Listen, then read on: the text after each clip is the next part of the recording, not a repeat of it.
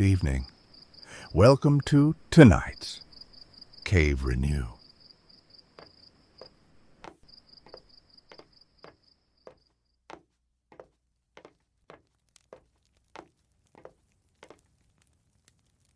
The Monkey's Paw, W. Jacobs. Without, the night was cold and wet, but in the small parlour of Laburnum Villa, the blinds were drawn and the fire burned brightly. Father and son were at chess, the former, who possessed ideas about the game involving radical changes, putting his king into such sharp and unnecessary perils that it even provoked comment from the white-haired old lady knitting placidly by the fire. "Hark at the wind," said Mr. White, who, having seen a fatal mistake after it was too late, was amiably desirous of preventing his son from seeing it. "I'm listening," said the latter, grimly surveying the board as he stretched out his hand. "Check." "I should hardly think that he'd come tonight," said his father, with his hand poised over the board. "Mate," replied the son. "That's the worst of living so far out," bawled Mr. White, with sudden and unlooked-for violence. "Of all the beastly, slushy, out-of-the-way places to live in, this is the worst. Pathway's a bog, and the road's a torrent. I don't know what people are thinking about. I suppose because only 2 houses in the road are let, they think it doesn't matter." "Never mind, dear," said his wife, soothingly. "Perhaps you'll win the next one." Mr. White looked up sharply, just in time to intercept a knowing glance between mother and son. The words died away on his lips, and he hid a guilty grin in his thin grey beard. "There he is," said Herbert White, as the gate banged to loudly and heavy footsteps came toward the door. The old man rose with hospitable haste, and opening the door, was heard condoling with the new arrival. The new arrival also condoled with himself, so that Mrs. White said, "Tut, tut," and coughed gently as her husband entered the room, followed by a tall, burly man, beady of eye and rubicund of visage. "Sergeant, Major Morris," he said, introducing him. The sergeant major shook hands, and taking the proffered seat by the fire, watched contentedly while his host got out whiskey and tumblers and stood a small copper kettle on the fire. At the third glass his eyes got brighter, and he began to talk, the little family circle regarding with eager interest this visitor from distant parts, as he squared his broad shoulders in the chair and spoke of wild scenes and doughty deeds, of wars and plagues and strange peoples. 21 years of it," said Mr. White, nodding at his wife and son. "When he went away, he was a slip of a youth in the warehouse. Now look at him." "He don't look to have taken much harm," said Mrs. White politely. "I'd like to go to India myself," said the old man. "Just to look round a bit, you know." "Better where you are," said the sergeant major, shaking his head. He put down the empty glass and, sighing softly, shook it again. "I should like to see those old temples and fakirs and jugglers," said the old man. "What was that you started telling me the other day about a monkey's paw or something, Morris?" "Nothing," said the soldier hastily. "Leastways, nothing worth hearing." "Monkey's paw?" said Mrs. White curiously. "Well, it's just a bit of what you might call magic, perhaps," said the sergeant major offhandedly. His 3 listeners leaned forward eagerly. The visitor absent-mindedly put his empty glass to his lips and then set it down again. His host filled it for him. "To look at," said the sergeant major, fumbling in his pocket, "it's just an ordinary little paw, dried to a mummy." He took something out of his pocket and proffered it. Mrs. White drew back with a grimace, but her son, taking it, examined it curiously. "And what is there special about it?" inquired Mr. White as he took it from his son, and having examined it, placed it upon the table. "It had a spell put on it by an old fakir," said the sergeant major. "A very holy man. He wanted to show that fate ruled people's lives, and that those who interfered with it did so to their sorrow. He put a spell on it so that 3 separate men could each have 3 wishes from it. His manner was so impressive that his hearers were conscious that their light laughter jarred somewhat. "Well, why don't you have 3, sir?" said Herbert White cleverly. The soldier regarded him in the way that middle age is wont to regard presumptuous youth. "I have," he said quietly, and his blotchy face whitened. "And did you really have the 3 wishes granted?" asked Mrs. White. "I did," said the sergeant major, and his glass tapped against his strong teeth. "And has anybody else wished?" persisted the old lady. "The first man had his 3 wishes. Yes, was the reply. "I don't know what the first two were, but the third was for death. That's how I got the paw." His tones were so grave that a hush fell upon the group. "If you've had your 3 wishes, it's no good to you now then, Morris," said the old man at last. "What do you keep it for?" The soldier shook his head. "Fancy, I suppose," he said slowly. "I did have some idea of selling it, but I don't think I will. It has caused enough mischief already. Besides, people won't buy. They think it's a fairy tale. Some of them, and those who do think anything of it, want to try it first and pay me afterward." "If you could have another 3 wishes," said the old man, eyeing him keenly, "would you have them?" "I don't know," said the other. "I don't know." He took the paw, and dangling it between his forefinger and thumb, suddenly threw it upon the fire. White, with a slight cry, stooped down and snatched it off. "Better let it burn," said the soldier solemnly. "If you don't want it, Morris," said the other, "give it to me." "I won't," said his friend doggedly. "I threw it on the fire. If you keep it, don't blame me for what happens. Pitch it on the fire again like a sensible man." The other shook his head and examined his new possession closely. "How do you do it?" he inquired. "Hold it up in your right hand and wish aloud," said the sergeant major. "But I warn you of the consequences." "Sounds like the Arabian Nights," said Mrs. White, as she rose and began to set the supper. "Don't you think you might wish for 4 pairs of hands for me?" Her husband drew the talisman from pocket, and then all 3 burst into laughter as the sergeant major, with a look of alarm on his face, caught him by the arm. "If you must wish," he said gruffly, "wish for something sensible." Mr. White dropped it back in his pocket, and placing chairs, motioned his friend to the table. In the business of supper, the talisman was partly forgotten, and afterward the 3 sat listening in an enthralled fashion to a second installment of the soldier's adventures in India. "If the tale about the monkey's paw is not more truthful than those he has been telling us," said Herbert, as the door closed behind their guest, just in time for him to catch the last train, "we shan't make much out of it." "Did you give him anything for it, father?" inquired Mrs. White, regarding her husband closely. "A trifle," said he, colouring slightly.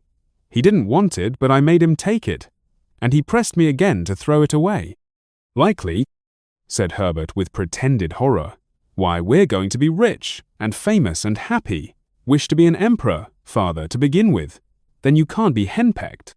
He darted round the table, pursued by the maligned Mrs. White armed with an antimacassar. "Mister—" White took the paw from his pocket and eyed it dubiously. "I don't know what to wish for, and that's a fact," he said slowly. "It seems to me I've got all I want. If you only cleared the house, you'd be quite happy, wouldn't you?" said Herbert, with his hand on his shoulder. "Well, wish for £200 then? That'll just do it." His father, smiling shamefacedly at his own credulity, held up the talisman as his son, with a solemn face, somewhat marred by a wink at his mother, sat down at the piano and struck a few impressive chords. "I wish for £200, said the old man distinctly. A fine crash from the piano greeted the words, interrupted by a shuddering cry from the old man. His wife and son ran toward him. "It moved," he cried, with a glance of disgust at the object as it lay on the floor. As I wished, it twisted in my hand like a snake. "Well, I don't see the money," said his son as he picked it up and placed it on the table. "And I bet I never shall." "It must have been your fancy, father," said his wife, regarding him anxiously. He shook his head. "Never mind, though. There's no harm done, but it gave me a shock all the same." They sat down by the fire again while the two men finished their pipes.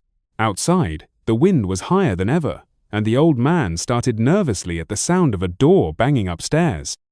A silence, unusual and depressing, settled upon all three, which lasted until the old couple rose to retire for the night.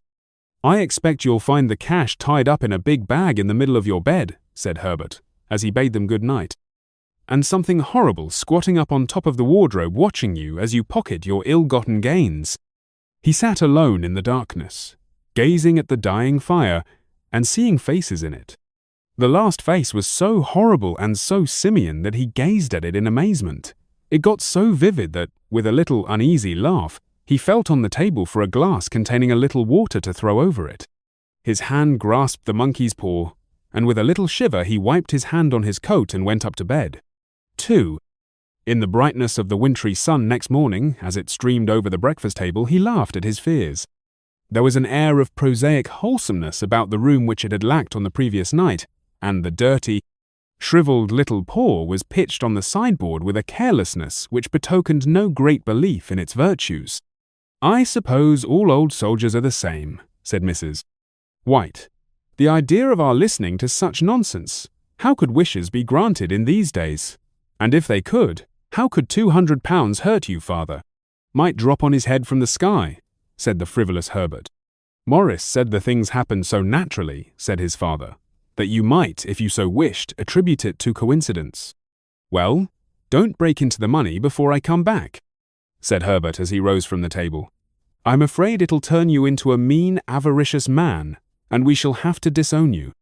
His mother laughed, and following him to the door, watched him down the road, and returning to the breakfast table, was very happy at the expense of her husband's credulity. All of which did not prevent her from scurrying to the door at the postman's knock, nor prevent her from referring somewhat shortly to retired sergeant majors of bibulous habits, when she found that the post brought a tailor's bill. "Herbert will have some more of his funny remarks, I expect, when he comes home," she said as they sat at dinner.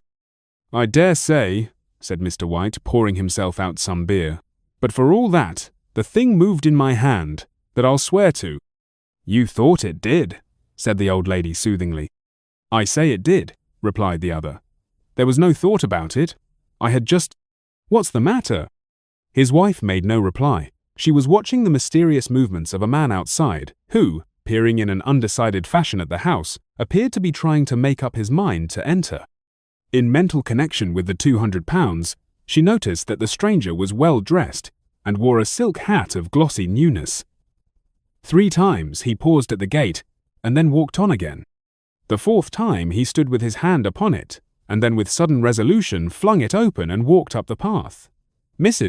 White at the same moment placed her hands behind her, and hurriedly unfastening the strings of her apron, put that useful article of apparel beneath the cushion of her chair.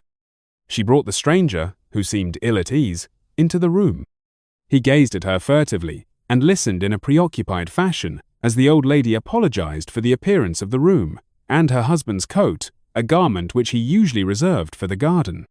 She then waited as patiently as her sex would permit for him to broach his business, but he was at first strangely silent. "I was asked to call," he said at last, and stooped and picked a piece of cotton from his trousers. "I come from Moore and Meggins." The old lady started. "Is anything the matter?" she asked breathlessly. "Has anything happened to Herbert? What is it? What is it?" Her husband interposed. There, mother," he said hastily. "Sit down and don't jump to conclusions. You've not brought bad news, I'm sure, sir," and he eyed the other wistfully. "I'm sorry," began the visitor. "Is he hurt?" demanded the mother wildly. The visitor bowed in assent. "Badly hurt," he said quietly, "but he is not in any pain." "Oh, thank God," said the old woman, clasping her hands. "Thank God for that. Thank—" She broke off suddenly as the sinister meaning of the assurance dawned upon her, and she saw the awful confirmation of her fears in the other's perverted face. She caught her breath, and turning to her slower-witted husband, laid her trembling old hand upon his. There was a long silence. "He was caught in the machinery," said the visitor at length in a low voice. "Caught in the machinery," repeated Mr. White in a dazed fashion. "Yes." He sat staring blankly out at the window, and taking his wife's hand between his own, pressed it as he had been wont to do in their old courting days, nearly 40 years before. "He was the only one left to us," he said, turning gently to the visitor. "It is hard." The other coughed, and rising, walked slowly to the window. "The firm wished me to convey their sincere sympathy with you in your great loss," he said without looking round.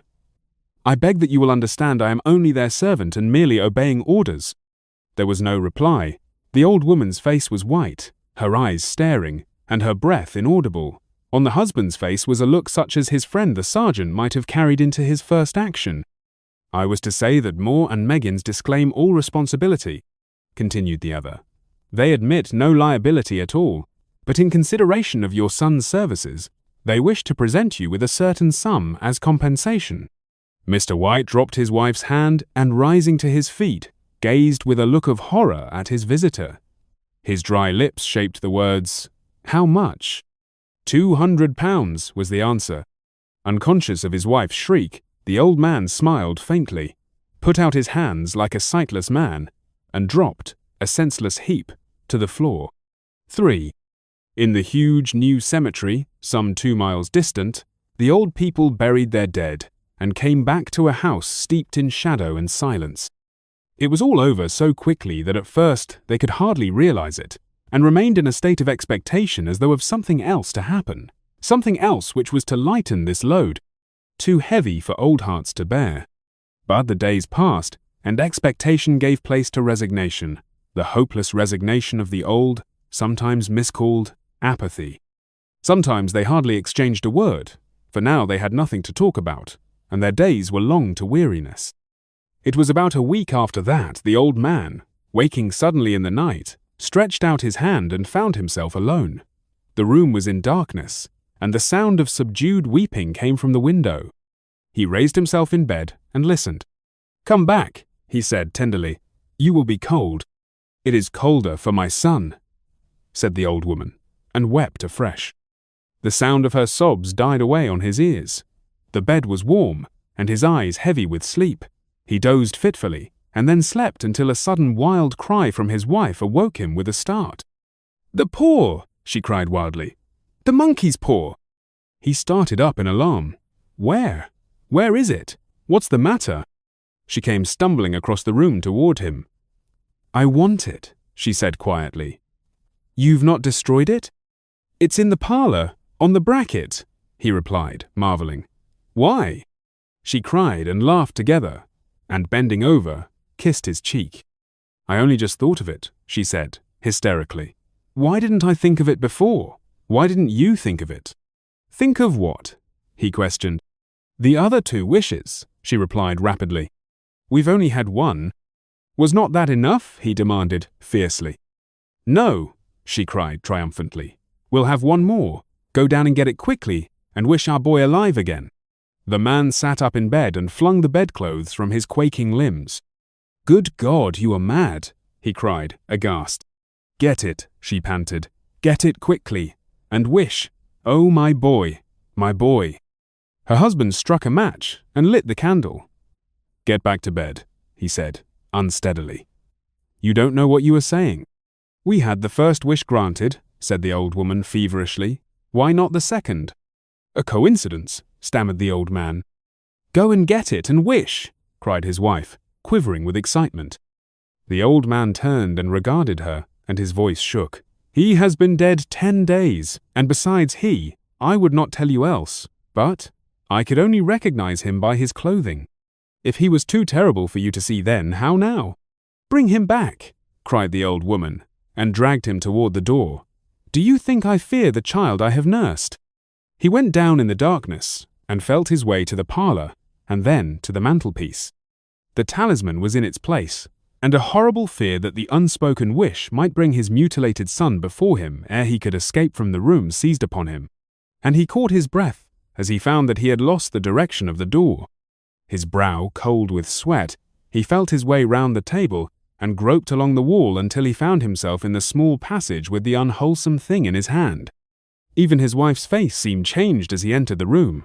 It was white and expectant, and to his fears seemed to have an unnatural look upon it. He was afraid of her. "Wish!" she cried in a strong voice. "It is foolish and wicked," he faltered. "Wish!" repeated his wife. He raised his hand. "I wish my son alive again." The talisman fell to the floor, and he regarded it fearfully. Then he sank trembling into a chair as the old woman, with burning eyes, walked to the window and raised the blind. He sat until he was chilled with the cold, glancing occasionally at the figure of the old woman peering through the window. The candle end, which had burned below the rim of the china candlestick, was throwing pulsating shadows on the ceiling and walls, until, with a flicker larger than the rest, it expired. The old man, with an unspeakable sense of relief at the failure of the talisman, crept back to his bed, and a minute or two afterward, the old woman came silently and apathetically beside him. Neither spoke, but lay silently listening to the ticking of the clock. A stair creaked, and a squeaky mouse scurried noisily through the wall. The darkness was oppressive. and after lying for some time screwing up his courage, he took the box of matches and, striking one, went downstairs for a candle. At the foot of the stairs the match went out, and he paused to strike another, and at the same moment a knock, so quiet and stealthy as to be scarcely audible, sounded on the front door. The matches fell from his hand and spilled in the passage. He stood motionless, his breath suspended until the knock was repeated. Then he turned and fled swiftly back to his room and closed the door behind him. A third knock sounded through the house. "What's that?" cried the old woman, starting up. "A rat," said the old man in shaking tones. "A rat. It passed me on the stairs." His wife sat up in bed listening. A loud knock resounded through the house. "It's Herbert!" she screamed. "It's Herbert!" She ran to the door, but her husband was before her, and catching her by the arm, held her tightly. "What are you going to do?" he whispered hoarsely. "It's my boy! It's Herbert!" she cried, struggling mechanically. "I forgot it was 2 miles away. What are you holding me for? Let go. I must open the door." "For God's sake, don't let it in," cried the old man, trembling. "You're afraid of your own son," she cried, struggling. "Let me go. I'm coming, Herbert, I'm coming." There was another knock, and another. The old woman, with a sudden wrench, broke free and ran from the room. Her husband followed to the landing and called after her appealingly as she hurried downstairs. He heard the chain rattle back and the bottom bolt drawn slowly and stiffly from the socket. Then the old woman's voice, strained and panting. "The bolt!" she cried loudly. "Come down, I can't reach it." But her husband was on his hands and knees groping wildly on the floor in search of the paw, if he could only find it before the thing outside got in. A perfect fusillade of knocks reverberated through the house, and he heard the scraping of a chair as his wife put it down in the passage against the door.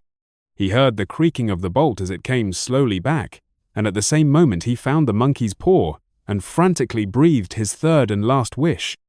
The knocking ceased suddenly, although the echoes of it were still in the house. He heard the chair drawn back, and the door opened.